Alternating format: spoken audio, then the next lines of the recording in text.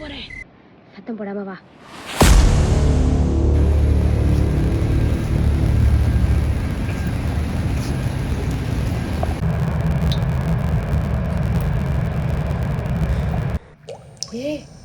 என்னடி இது?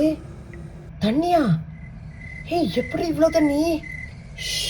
ஆமா, இந்த ஒரு பைப்ல தான் சொட்டு சொட்டாவாச்சு தண்ணி வரும். இது இங்கதான் கிடைக்கும்னு உனக்கு எப்படி தெரியும்? இது 2050மா. இது தண்ணி திருடினாதான் கிடைக்கும். 2050ல் நாட்டில் இதாங்க நிலைமை.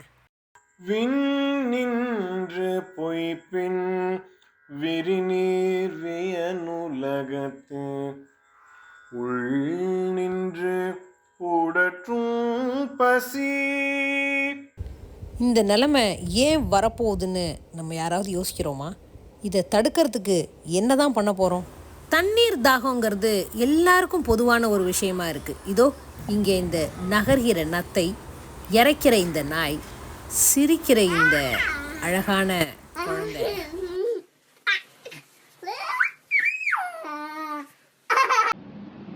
இந்த வயசான காலத்துல ஏன் தாத்தா இது பண்ணிக்கிட்டு இருக்கீங்க? எனக்காக இதை வாங்கினா உனக்கும் எதிர்காலத்துக்கும் நல்லா இருக்கிறேன். அதான் இது செய்திருக்கேன்.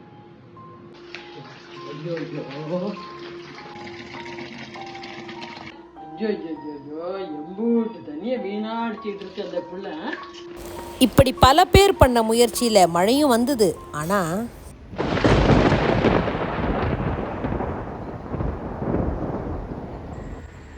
விசும்பின் துளி வீழின் அல்லால் மற்றாங்கே பசும் புல் தலை காண்பது அரிது.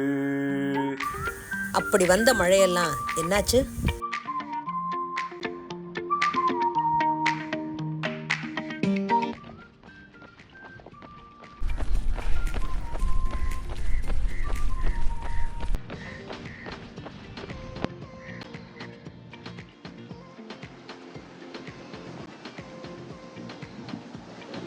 நீங்கள் நல்லா இங்கே வந்து தண்ணி ஊற்றி முகத்தை கழுவிட்டு இருக்கீங்க. அங்கே நம்ம ஊரில் வீட்டை சுற்றி வெள்ளமாக தண்ணி நின்றுட்டுருக்கு. குடிக்கிறதுக்கு ஒரு சொட்டு கூட தண்ணி இல்லாமல் ஜனங்க அவ்வளோ கஷ்டப்படுறாங்க.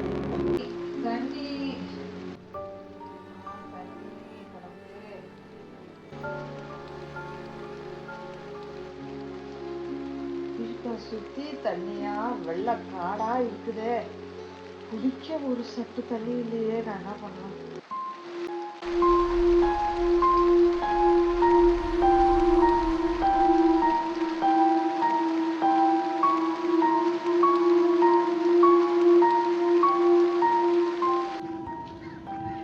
என்ன பதிலே காணோம்?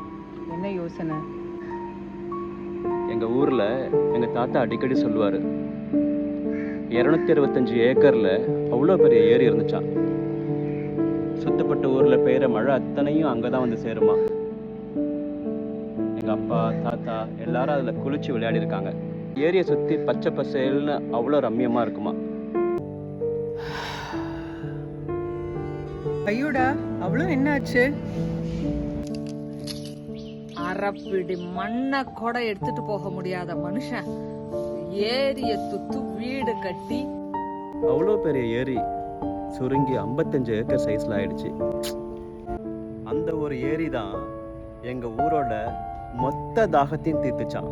ஏரி தொலைஞ்சு போனது மட்டுமே இந்த பிரச்சனைக்கு காரணம் இல்லை. அதை தாண்டி இன்னொரு பிரச்சனை இருக்குன்னு நமது தொலைக்காட்சிகள்லாம் செய்தியை சொல்லிக்கிட்டே இருந்தாங்க.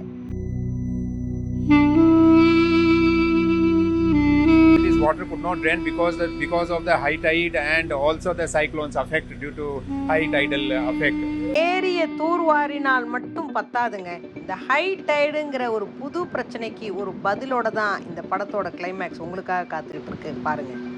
வெள்ளத்துல மாட்டிக்கிட்டு ஃப்ளைட் கேன்சல் ஆகி எப்படியா அது புக் பண்ணி இது சிங்கப்பூருக்கு சேர்த்துக்குள்ள அப்பப்பா. உண்மைதான் நீ சொல்ற, தெரியுது கஷ்டம். ஆனால் மக்கள் படுற கஷ்டம். வெள்ளம் அதிகம், அதுக்கு போய் இன்னும் ஹைட் ஆயிடுன்னு சொல்லிட்டு இருக்காங்க. அப்பனா அலைகள் அதிகமா? இப்ப நம்மளதான் சிங்கப்பூர்ல இருக்கோம், சுத்தியும் கடலு. அப்பனா அதுக்கு ஹைட் ஆயிட்டா கண்டிப்பா வரும், இங்கேயும் வரும். அந்த ஹைட்டைடு இங்கேயும் வரும். நீ வா, நீ கிளம்புற, உனக்கு அதெல்லாம் விளக்கமா சொல்றேன். இதுக்கு பேர் தான் மரீனா பரேஜ். இந்த நாட்டினுடைய பிரதம மந்திரி இருந்தார்ல லீ பாண்டியன், இந்த நாட்டினுடைய தந்தை, அவருடைய 20 வருஷ கனவு திட்டம். ஏன்னா நாட்டுல பெய்யுற மழைக்கும் கடல் தண்ணீருக்கும் உள்ள பிரச்சனைகள், போக்குவரத்து உள்ள பிரச்சனைகளுக்கு அவர் கண்டுபிடிச்ச திட்டம் தான் இந்த மரீனா பரேஜ். பேர் தான் குறுக்கணை. கடல்ல ஏற்றிருக்கான் தெரியுமா? கடலா?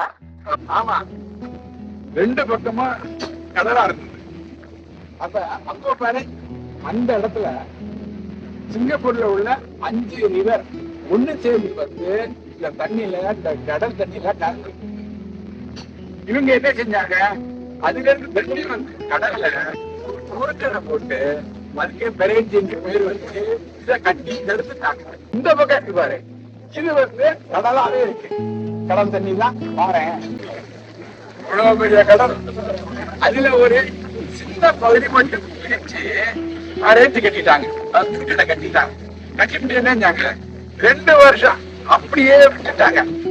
நாட்டுல பெய்யற மழை இருக்குல்ல, மழை தண்ணி எல்லாம் பெஞ்சு இதோட வந்து சேர்ந்து இந்த கடல் தண்ணி, உப்பு தண்ணி இருக்குல்ல, இத வந்து நல்ல தண்ணியை ஆக்கிட்டு இப்ப.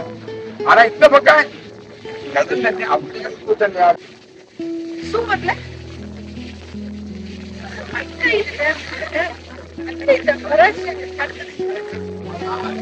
என்ன வேலை செய்து எப்படிங்கிறதெல்லாம் காமிக்க. அங்க பாரு, இப்ப வந்து மழை பெய்யுதா? மழை பெய்ஞ்சுன்னா நான் ஏற்கனவே சொன்னேன்ல உன்ட்ட, ஒரு 5 ரிவர், இந்த 5 ரிவர்ல வர்ற மழை தண்ணி எல்லாம் சேர்ந்து இங்க வந்து சேருது. இதோ அங்க காமிச்சல அந்த இடத்துல வந்து சேர்ந்து இங்க வருது. இங்க வர்றப்பதான் என்ன செய்வாங்க, ஒரு குறுக்கு அணை கட்டிட்டோம். ஸோ அப்ப இந்த அணையில வந்து உள்ள இடத்துல அதை திறந்து விட்டு அந்த தண்ணியை வெளியேற்றிடுறாங்க. சரியா? இது லோ டைட். ஓகே, இதை பார்த்துக்கிட்டே இரு. இதுல என்னாச்சுன்னா, இந்த கதவெல்லாம் திறந்து இந்த பாரு, அங்க பாரு, நல்லா கவனி, நல்லா பாரு, அந்த கதவு எல்லாம் திறக்குதா? திறந்தோடனே அந்த நல்ல தண்ணி, அதாவது மழை தண்ணி எல்லாமே கடலுக்கு வந்து சேர்ந்துருது. அப்ப நாடு காப்பாற்றப்படுது, நாட்டுல எந்த வெள்ள சேதமும் ஏற்படாமல் பாதுகாக்கப்படுது. சரியா?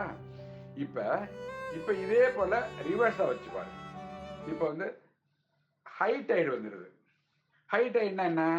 கடல் அலை அதிகமாயிடுது, அதனுடைய உயரமும் தண்ணியோட உயரமும் அதிகமாயிடுது.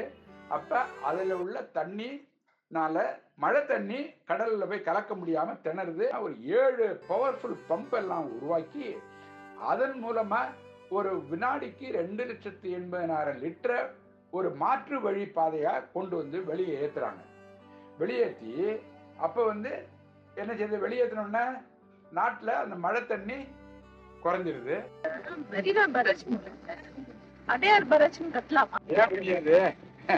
அடையாறு போய் பக்க பாகத்துல கடல்ல தண்ணி இல்ல, அந்த இடத்துல கடல் உள்ளார போய் ஒரு பேரேஜ் ஒண்ணு தண்ணிய சேமிக்கிறதோட பெரிய ராட்சச பம்புகளை போட்டு இந்த ஹை டைடு வரும்போது தடுத்துடலாம்ல.